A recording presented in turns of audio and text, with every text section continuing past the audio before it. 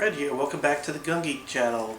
In this Julia Child episode of Gun Geek, we'll be making ballistic gel.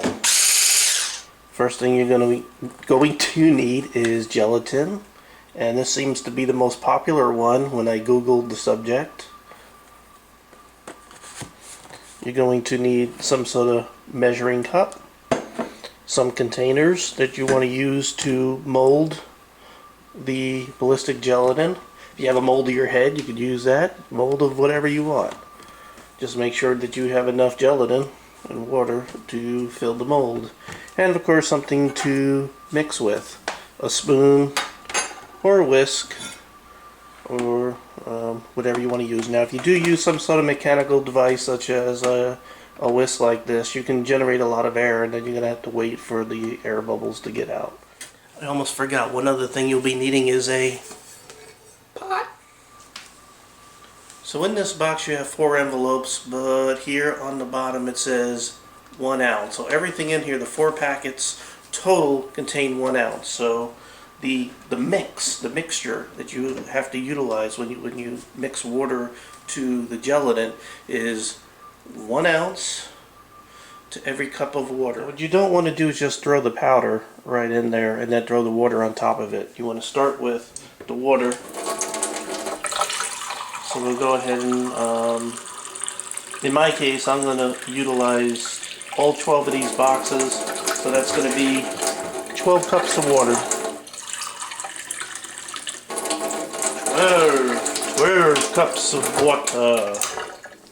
And now I need to get all the powder out of these individual packed boxes of all these packets. So first, take all the packet outside of the boxes. Now I'm going to take all this powder out of all these packets. So I'm going to just use this container and start going to town.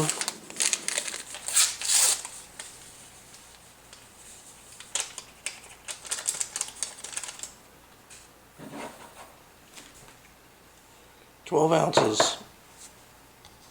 Okay, so the container that I used to figure out how much water that I'm going to use, because that's the shape that I want my ballistic gel to be, which ended up 12 cups, you want to go ahead and put that into your pot. So we want to heat it so it's warm.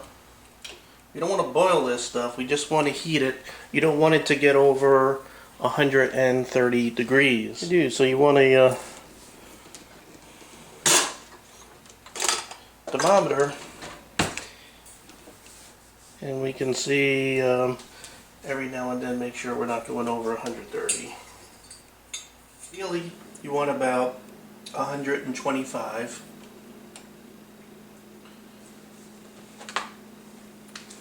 So this is ready to go. So I have 12 cups of water, 12 ounces of Knorr gelatin. Now what you want to do is just put a teeny little bit at a time as you stir.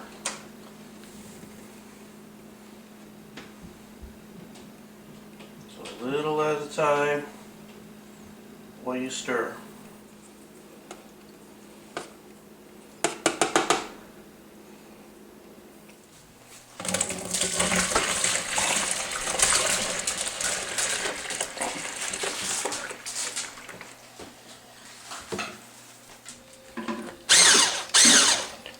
We're going to go ahead and break out the heavy stuff again. As I said earlier, if you do use a device like this, you're going to have to let it settle. This attachment here works a lot better than the whisk. Alright, so we have all this air. I'm going to just go ahead and get rid of this. So we got to you gotta wait for all this air to get out, since I used some heavy equipment here. Here's a cool trick that I say, like you can still see some film here. If you put your spoon down on there on the surface and just run it across and pick it up, it pulls some of the residual foam left over. Okay, so there it is, totally de-aired, de-sudsed. So the next step in the process is to let it bloom or hydrate or whatever you want to call that process. And essentially what you're doing is sticking it in the refrigerator for 2 hours. It's been in the refrigerator for 2 hours blooming.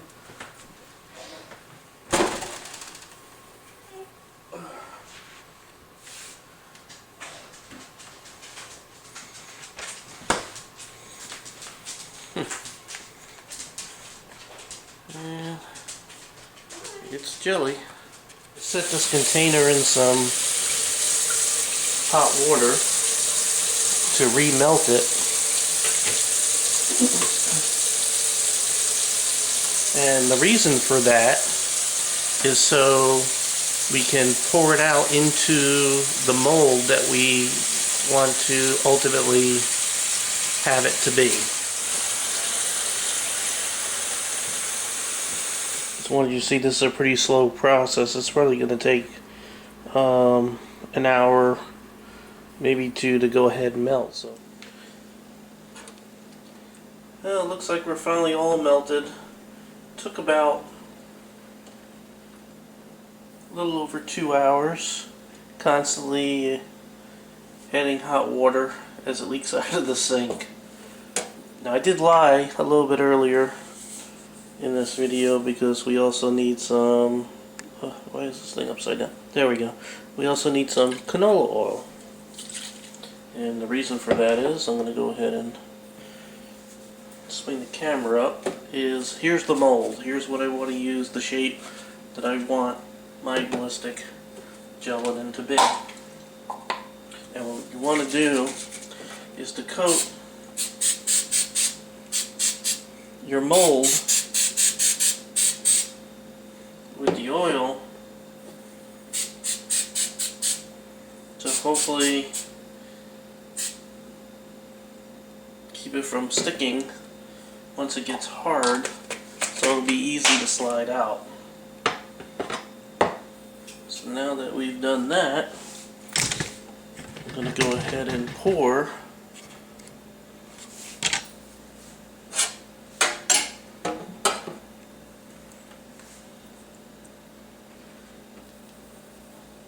without trying to spill too much this into the mold.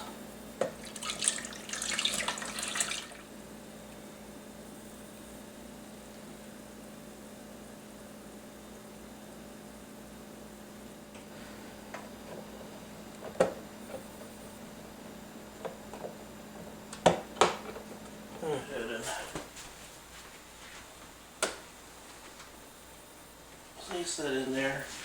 I'm going to go ahead and give it a crack on one side to let air get in and out.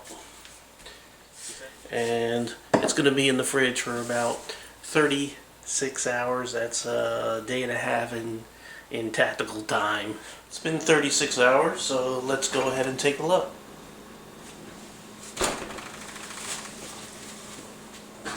I went ahead and dumped it in hot water for a couple of seconds just to help it release.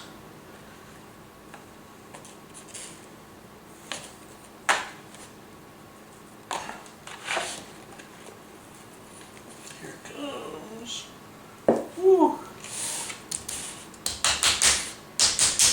There you go.